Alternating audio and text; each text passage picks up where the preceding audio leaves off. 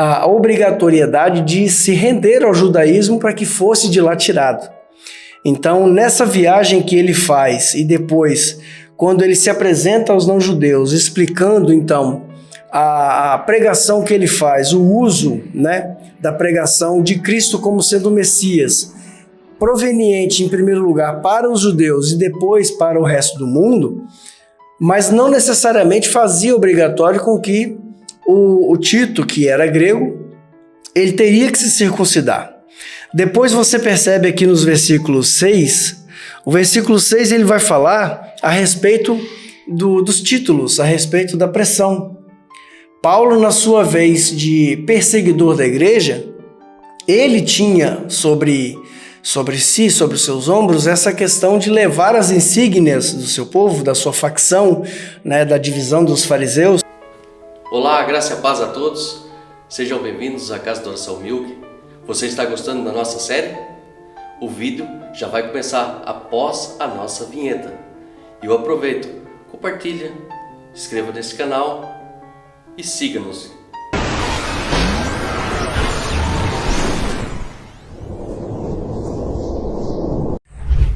Graça e paz na sua vida. Seja muito bem-vindo à Casa de Adoração. Vamos agora retornar ao nosso estudo da série O Único Evangelho. Hoje nós vamos falar sobre o ponto 3. Você que tem acesso à nossa apostila, você pode conferir conosco. Você que ainda não tem, você entra em contato conosco no link que está aí logo abaixo. Manda para mim uma mensagem, um e-mail, WhatsApp, e eu mando para você esse estudo completamente gratuito em formato PDF, para que você possa acompanhar junto conosco, ponto a ponto, e ver todos os passos da nossa lição. Vamos agora dar início ao último vídeo dessa lição, O Único Evangelho, no ponto 3. Graça e paz na sua vida, sejam bem-vindos mais uma vez. Vamos compartilhar esse grande estudo. Vem conosco. Amém? Vamos então ler aqui o ponto 3, e ele diz o seguinte: Paulo estava seguro da revelação que havia tido, e mesmo sob pressão dos apóstolos mais influentes, se manteve firme na defesa do Evangelho da graça de Deus. Então você percebe que, conforme nós vimos falando no texto anterior, no vídeo anterior, Paulo, depois de 14 anos sobre essa estrada, essa revelação, essa estrada que ele vinha caminhando e fazendo novas igrejas e que ele vinha trazendo essa visão do Evangelho da Graça aos não-judeus, ele fez novamente uma segunda visita aos que eram apóstolos antes dele, e ele passou alguns dias na presença desses apóstolos, explicando e falando a respeito do Evangelho, o qual ele trazia para a igreja, que era formada por não-judeus. E nós lemos um texto que falava Gálatas capítulo 2, versículo 6 até o 9. Eu vou ler novamente esse texto para que a gente possa falar um pouco mais aprofundadamente em alguns pontos que eu quero fazer você entender. Gálatas capítulo 2, versículos 6, 7, 8 e 9. Abra a sua versão, eu estou lendo aqui na versão Nova Tradução da Linguagem de hoje. E aqueles que pareciam ser os líderes da igreja, digo isto porque para mim não importa o que eles eram, pois Deus não julga pela aparência. Aqueles líderes, repito, não me deram nenhuma ideia nova. Pelo contrário, eles viram que Deus tinha me dado a responsabilidade de anunciar o Evangelho aos não-judeus, assim como tinha dado a Pedro a responsabilidade de anunciá-lo aos judeus. Pois pelo poder de Deus foi feito apóstolo para anunciar o Evangelho aos não-judeus, assim como Pedro foi feito apóstolo para anunciar o Evangelho aos judeus. Por isso, Tiago, Pedro e João, que eram considerados os líderes da igreja, reconheceram que Deus me tinha dado essa tarefa especial. E, como um sinal de que éramos todos companheiros, eles deram a mim e a Barnabé um aperto de mãos, e todos nós combinamos que eu e Barnabé iríamos trabalhar entre os não-judeus e eles entre os judeus. Nós já temos falado a respeito desse texto por algum tempo, e eu quero tratar em minúcias com vocês agora a respeito de alguns pontos para que a gente possa entender a preocupação de Paulo. Já falamos a respeito da viagem dele, que ele fez, levando consigo Tito, que era um convertido, né? Ele era grego e tinha, então, a experiência de conviver no mundo não judeu, se converteu lá onde morava por sua influência não judeu, e ele viajou com Paulo.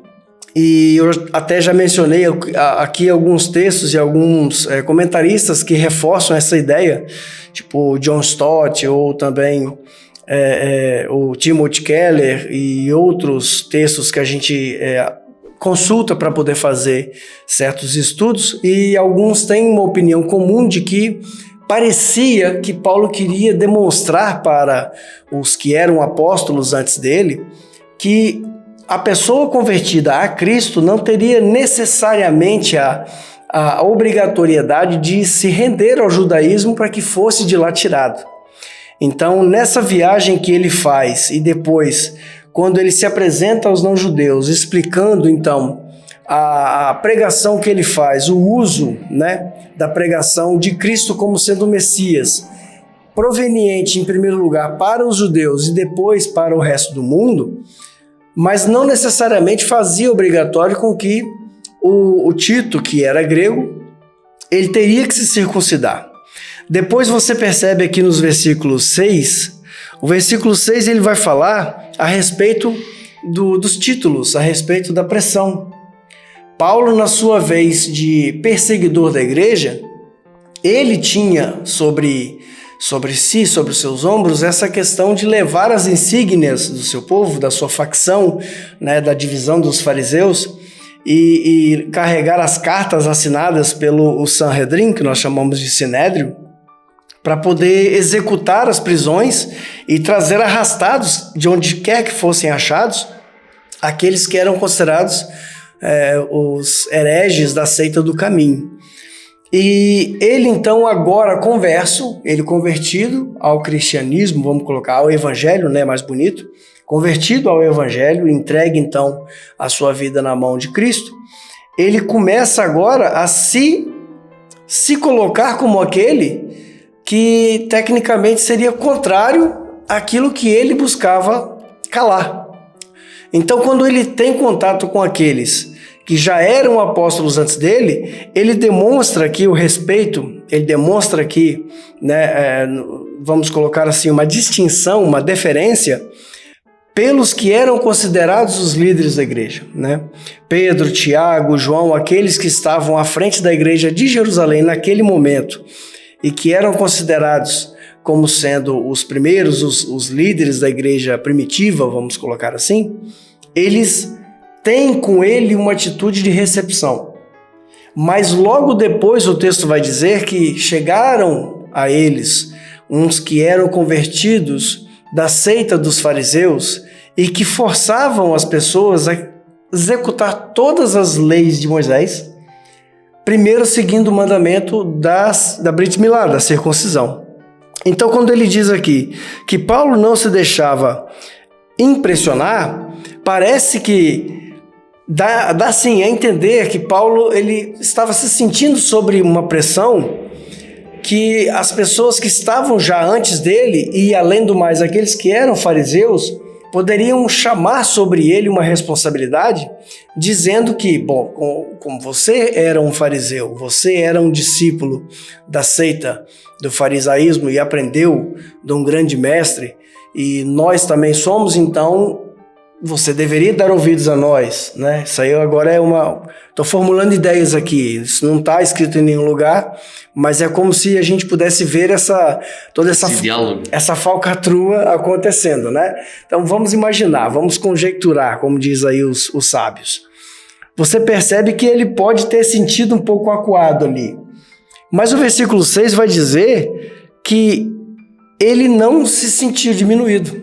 Ele disse: aqueles que eram líderes, ou que pareciam ser os líderes, não me trouxeram nenhuma novidade. Não falaram para mim coisa nova. Ou seja, o evangelho que Paulo já estava pregando há 14 anos era exatamente o mesmo evangelho que os apóstolos que estavam à frente da igreja de Jerusalém pregavam para os não-judeus, devia ter ali algumas nuances diferentes, porque os judeus iriam procurar um cumprimento das profecias da sua própria raça, da sua própria história, né, do seu próprio povo, e usando a Torá, que é o seu próprio livro. E você pregar para um não-judeu, chamando Jesus como sendo o Messias e rei do mundo, seria talvez um pouco mais difícil, porque nós, eu digo assim, os ocidentais, né? Nós teríamos então uma deficiência de textos, de profecias, de palavras que não nos foi dado conhecer. Nós não éramos judeus, né? Apesar de muitos de nós termos sangue e ascendência judaica, mas o que consta aqui é a cultura que nós estávamos inseridos. Nós éramos um povo tecnicamente pagão. Então, o que Paulo faz? Paulo usa de uma didática, ele usa de um estratagema para poder chamar a atenção do povo não judeu, baseado na cultura local, na cultura que eles viviam. Você consegue ver isso pela própria pregação que ele faz em Atenas, né? Que ele acha lá um altar que não tinha nome de nada e ele usa aquele altar para poder fazer a imersão da pregação de Cristo. Isto prova que Paulo ele tinha convicções daquilo que Deus deu revelação através de Cristo na vida dele. Ele não se abalou pelo sistema. Exato. Ele não se abalou pela tradição que ele era fiel, ele tinha zelo.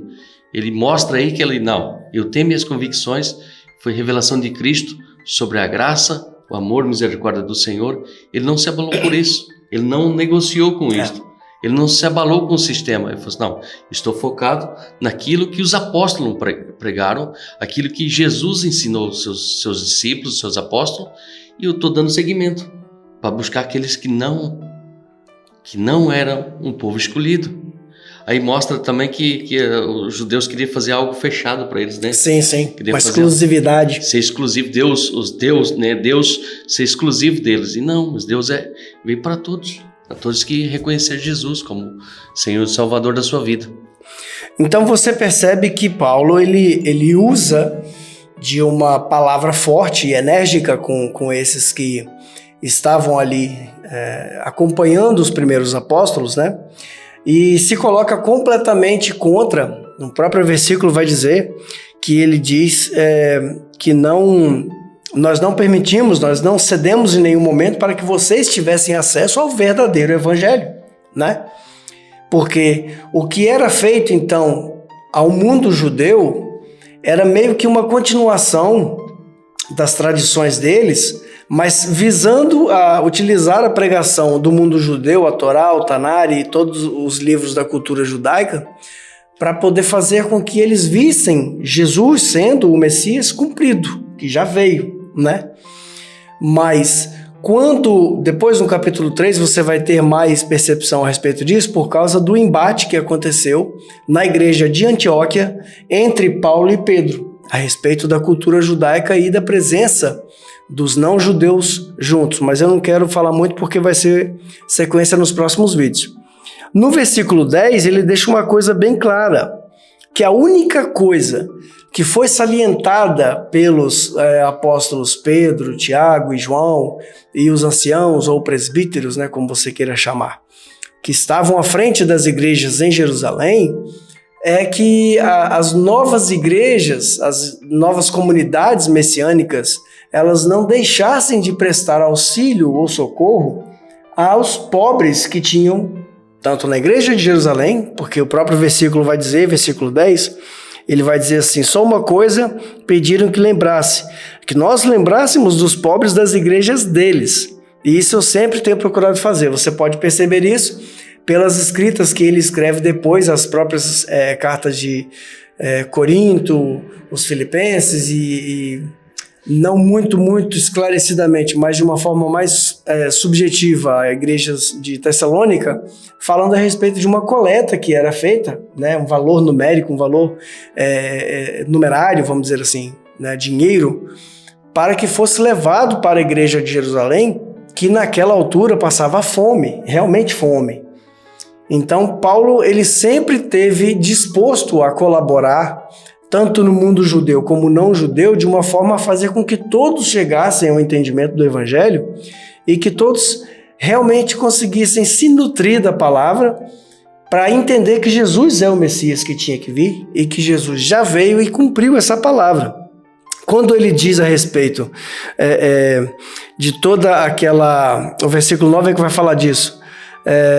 A parte B diz assim: e com o sinal de que todos éramos companheiros, deram a mim e a Barnabé um aperto de mãos. O que isso quer dizer?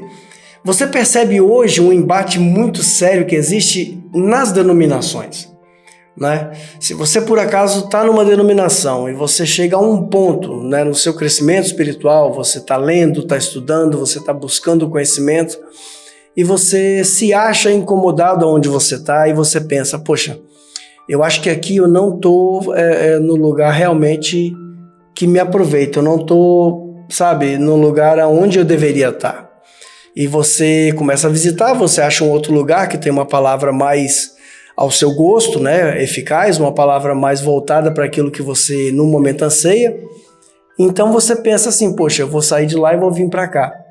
Num passe de mágica absurdo, você não ganha mais a paz do Senhor na rua, você já não é mais um irmão na fé, você já está fora do Evangelho porque você saiu daquela plaquinha, você saiu daquela denominação que jurou para você a cobertura espiritual e bênçãos e coisa e tal.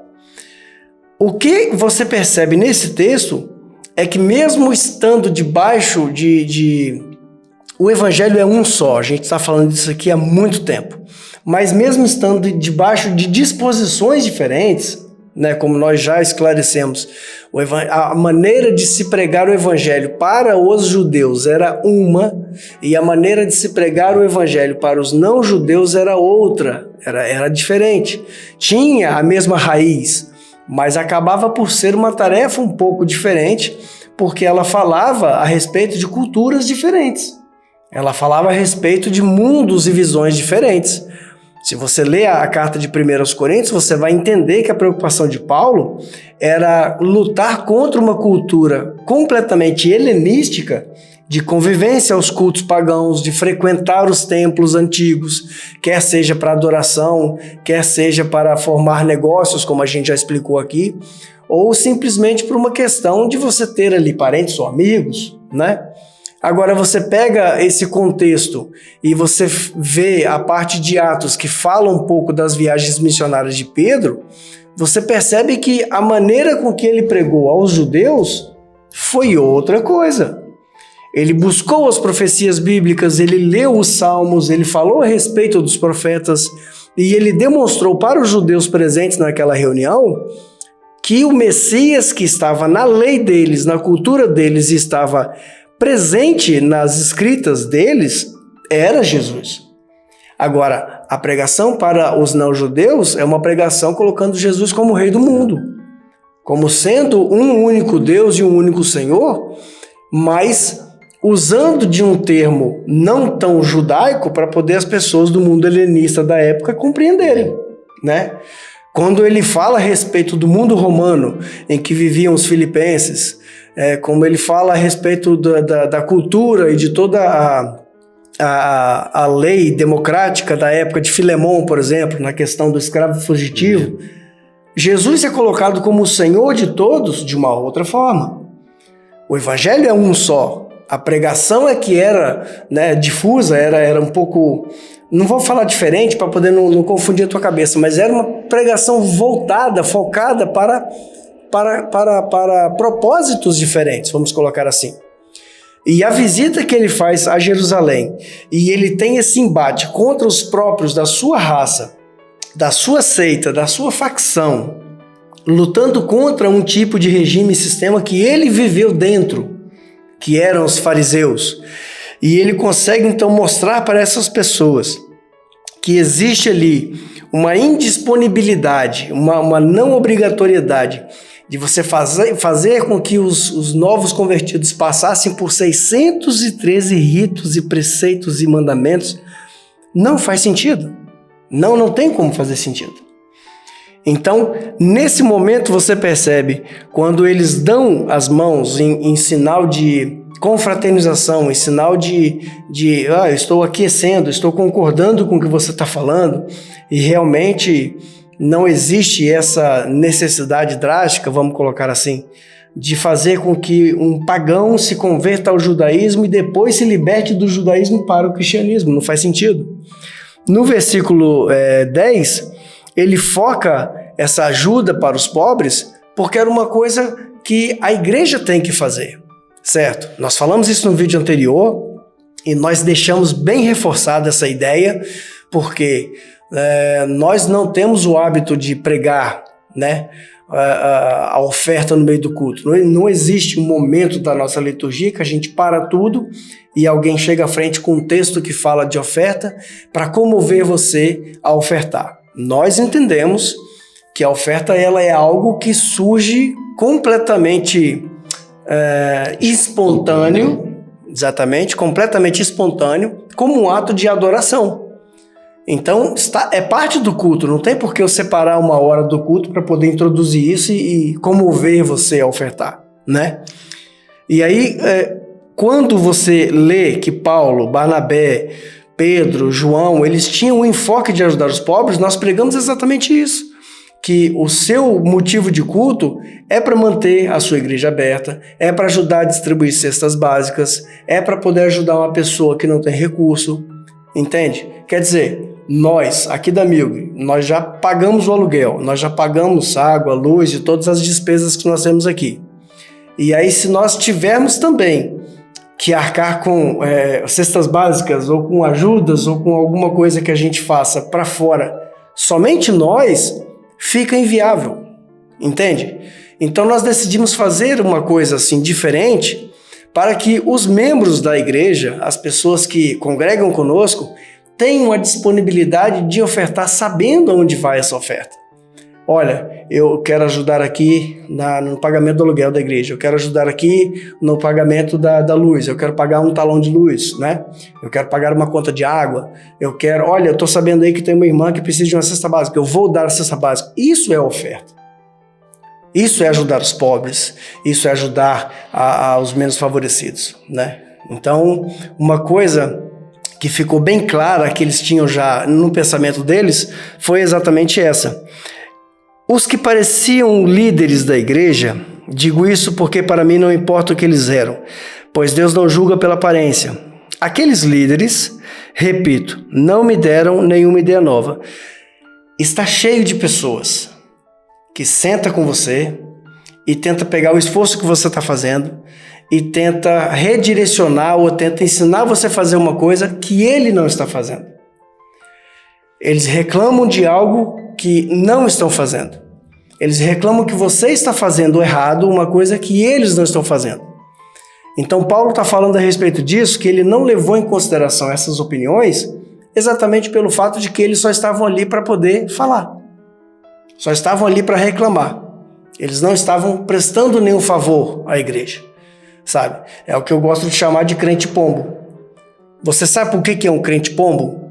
É aquele que tem capacidade de voar, ele tem possibilidade, ele tem todo o arquétipo físico, ele tem todo um DNA de voador, mas ele prefere ficar andando na sua frente e atrapalhando você andar. Ele pode voar, ele pode alçar voos, mas ele gosta de ficar andando na sua frente. Então, esse tipo de mensagem que a pessoa chega para você e fala, ai, tá vendo isso aqui que você fez? Eu acho que tá errado. Eu acho que você deveria ter feito assim, melhor ou melhor. Ah, não, ele não está fazendo, mas ele quer te corrigir a fazer. Então Paulo deixa aqui um recado muito, muito claro.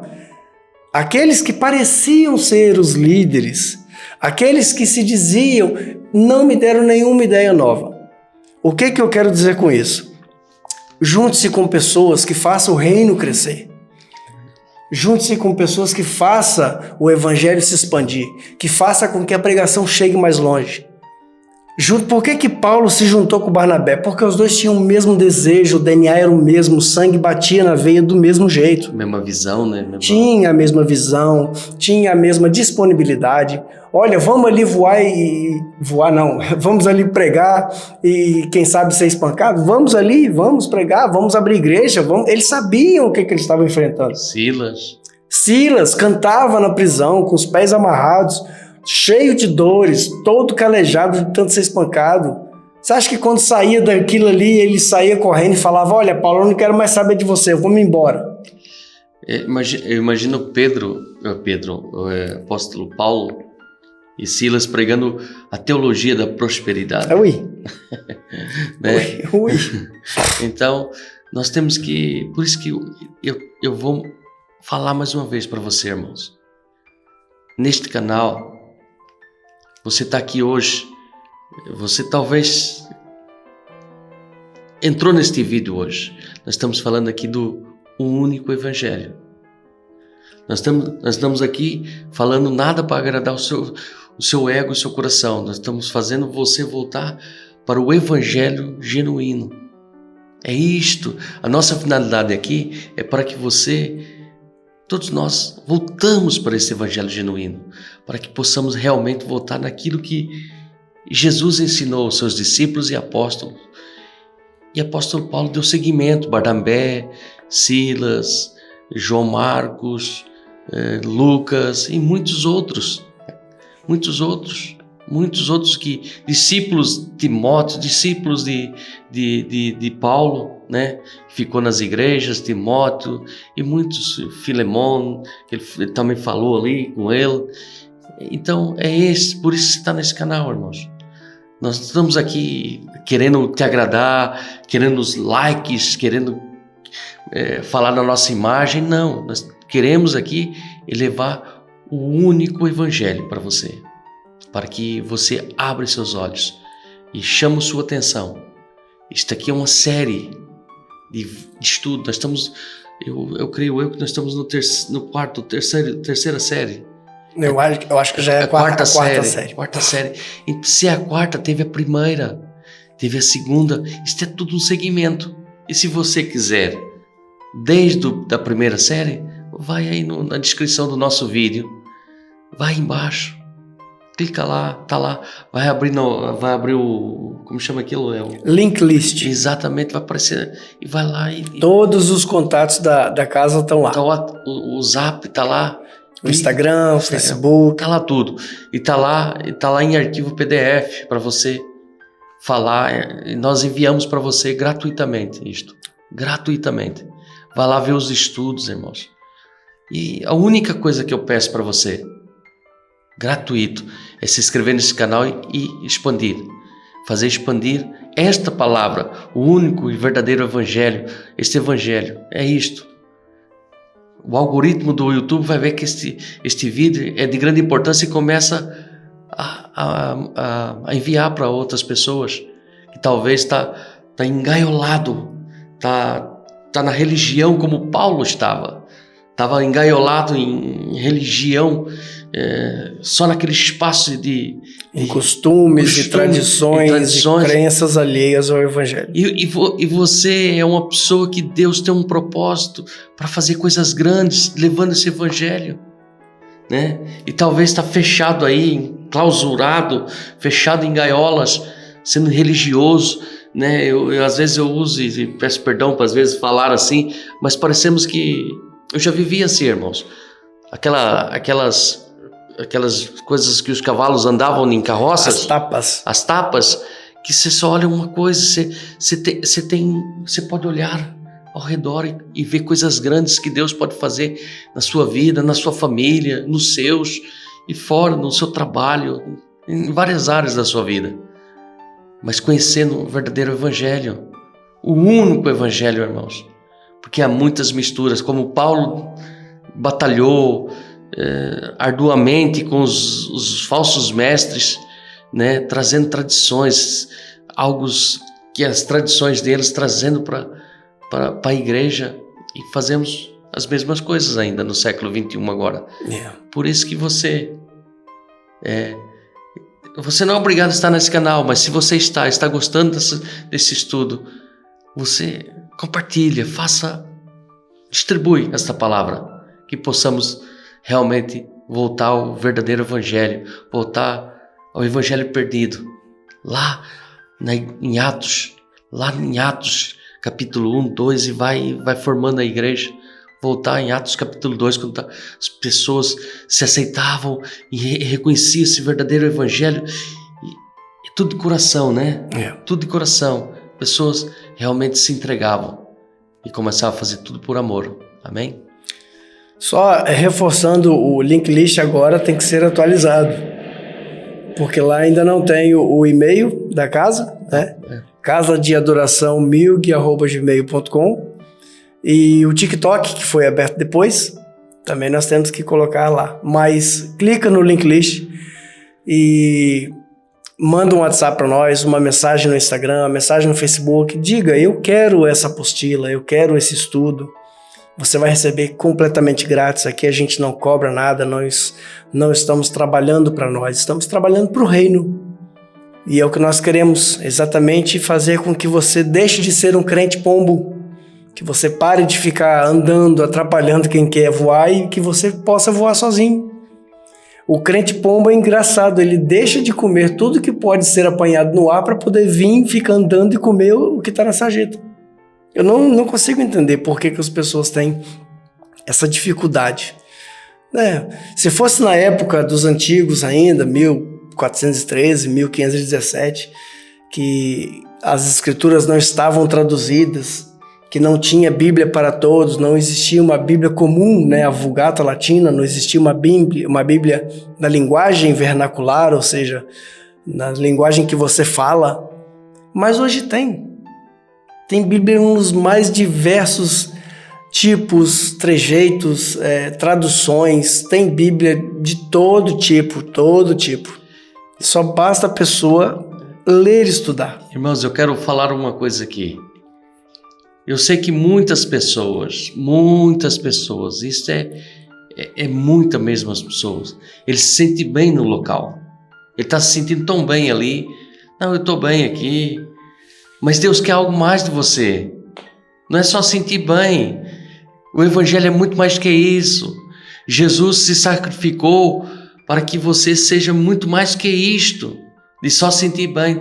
Eu sinto tão bem, eu vou ali, faço parte da sociedade ali do meio, sinto bem, mas Jesus quer que você faça mais, irmãos. O que é o fazer mais? Não é ficar limitado só a sentir bem, é realmente se entregar para Ele e fazer aquele propósito que realmente Deus já colocou no coração de cada um de nós para que possamos fazer, mas estamos ali limitados. Estamos parados, estacionados. Tem uma palavra que as pessoas usam muito, até em pregações, está na sua zona de conforto. Né?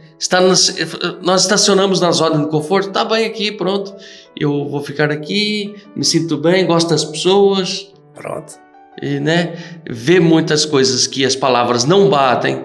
Né? Você vê o interesse de pessoas vendendo bênção, usando atos proféticos para trazer bênçãos para a sua vida, mas negociando isso, né? Eu creio que também tem pessoas que não têm a intenção de fazer isso, mas como já houve uma tradição atrás e está fazendo a mesma coisa, né? Eles estão fazendo a mesma coisa. Então, irmãos, comece a abrir os seus olhos para que você possa realmente abrir e praticar esse verdadeiro evangelho. É tão maravilhoso você, quando começa a entender, aquelas tapas começam a fazer assim, irmãos, você começa, é muito mais que isso. Eu tenho asa, eu não vou ficar preso nessa gaiola. A gaiola está, hoje nós estamos aqui com a chave, mas não é da tua vitória, é a chave para abrir a gaiola, e abrir essa gaiola, e você fala assim: tem um espaço maior que eu estou, eu posso ter um mundo aí. E muitas vezes, sabe o que é interessante? A sua gaiola está aberta. Tá. Muitas vezes a sua gaiola já está aberta, a sua gaiola talvez não tenha paredes, mas você só está aí porque gosta do que está comendo. Exatamente, vai voltar ao que nós estamos a falar aqui agora. Gosta do que está comendo, você gosta daquilo que está ouvindo, você gosta daquilo que você está praticando. Então, quer dizer, a gente não tem que forçar ninguém a fazer alguma coisa, né? Porque o próprio apóstolo Paulo, quando ele escreve em 1 Coríntios, 1 Coríntios capítulo 15, versículo 1 e 2, ele vai dizer assim: agora, irmãos, quero que lembrem do evangelho que eu anunciei a vocês, o qual vocês aceitaram e no qual continuam firmes. A mensagem que anunciei a vocês é o evangelho, por meio do qual vocês são salvos se continuarem firmes nele, a não ser que não tenha adiantado nada vocês crerem nele. Então eu acho que Paulo ele é muito enfático quando ele prega a liberdade da pessoa escolher. Ele sempre diz, dá para a pessoa a liberdade da pessoa realmente viver aquilo que ela está pregando e de que se ela disser que não, é não. Então a pessoa tem a liberdade de sair e de desfrutar o que ela quiser desfrutar, mas nós sabemos o que tem fora do evangelho, porque Jesus, quando ele fala do mundo, no evangelho de João, ele diz: o mundo ele jaz no maligno. O que significa essa frase? O mundo, a palavra grega para poder demonstrar mundo ali, a palavra grega é cosmos, é a ordem das coisas, São os títulos, são as hierarquias, é a forma de viver do mundo, O mundo é uma máquina, é uma engrenagem que gira, então quer dizer, é o cosmos, é a ordem cósmica das coisas. E por que o mundo jaz no maligno? Porque o mundo está morto. O mundo está morto nos seus delitos e pecados. Nós éramos do mundo, nós estávamos mortos nos nossos delitos e pecados. E o mundo, ele está sepultado no maligno. Ele está sepultado no mal. Por isso que Jesus fala que o mundo jaz no maligno, Isso não tem nada a ver com capeta, demônio ou qualquer outra coisa. Antes que você entenda isso. A palavra maligno que está ali, ela denota todo tipo de mal que pode haver no mundo caído. O mundo jaz no maligno, ou seja, a ordem cósmica das coisas, ela está sepultada no próprio mal. É por isso que existe essa dificuldade. Mas como o apóstolo Paulo falou aqui em Coríntios, vivam no evangelho que eu preguei a vocês. O evangelho foi pregado. A não ser que não tenha valido nada vocês crerem no evangelho. Ele é claro. Versículo 2. A não ser que não tenha adiantado nada vocês crerem no evangelho. Então, quando nós falamos a respeito do único evangelho, que é o evangelho de salvação, o evangelho de arrependimento, o evangelho de mudança de vida, é o único evangelho. Ele pode ter tomado várias formas diferentes, ele pode ter tomado várias caras diferentes, mas o evangelho é um só. Tá bem? O evangelho é um só. Eu vou levar agora a palavra final para a gente encerrar esse vídeo e você pensar. Pense bem, volte o vídeo, assista de novo, pause o vídeo, leia os textos, leia na sua tradução favorita, com o seu comentário favorito e veja se realmente nós estamos falando aqui do evangelho ou não. A palavra final diz assim: só há um único verdadeiro evangelho e uma única verdade, a graça de Deus revelada no sacrifício de Cristo. A graça de Deus revelada no sacrifício de Cristo. Ele foi o nosso substituto e consumou a nossa salvação. Essa verdade tem de ser mantida e pregada. Não podemos ceder a um evangelho híbrido de lei com graça. A fé não cede. Pense nos apóstolos e nos primeiros cristãos que preferiram morrer do que negar sua fé. E hoje talvez você esteja negando a sua fé porque a igreja que você vai não tem ar-condicionado. Ou porque talvez o pastor não deixou você cantar o hino da Lauriette que você adora. Pense no tanto de coisas que as pessoas sofreram, fomes, perseguições, foram espoliadas. O governo tomava os bens de quem se declarava cristão. E hoje talvez você está se sentindo perseguido porque não te deixaram entrar no grupo de louvor. O evangelho, ele é um só. O evangelho, ele prega mudança de vida. Ele prega uma vida abundante em Cristo. Então, Eu acho que se realmente você aceitou o Evangelho, se realmente você decidiu, como diz Paulo, né, no capítulo 2, versículo 20 de Gálatas, porque eu estou morto, já não vivo mais eu, mas Cristo vive em mim, então deixa Cristo viver. Deixa Cristo conduzir a sua vida. Deixa Jesus realmente viver a sua vida. Porque o que nós vivemos não é vida. Nós vivemos num mundo que está sepultado no maligno. Amém? Espero que você tenha aproveitado bastante esse tempo conosco. Nós vamos encerrar por aqui a lição O Único Evangelho. E na próxima série, venha com muita vontade de aprender, venha disposto a ser desafiado, porque cada vez mais nós vamos aprofundar nesse estudo sobre a pregação aos Gálatas, sempre vamos usar de outros livros, sempre vamos falar da vida de Paulo e de todo o conhecimento que ele deixou para nós. E eu espero ver você na próxima, tá bem? Então fique com Deus e Deus abençoe sua vida. Amém. Deus abençoe a sua vida e compartilha, irmãos. É gratuito, amém? Te vejo no próximo vídeo, em nome de Jesus. Até a próxima, amém? Se Deus quiser.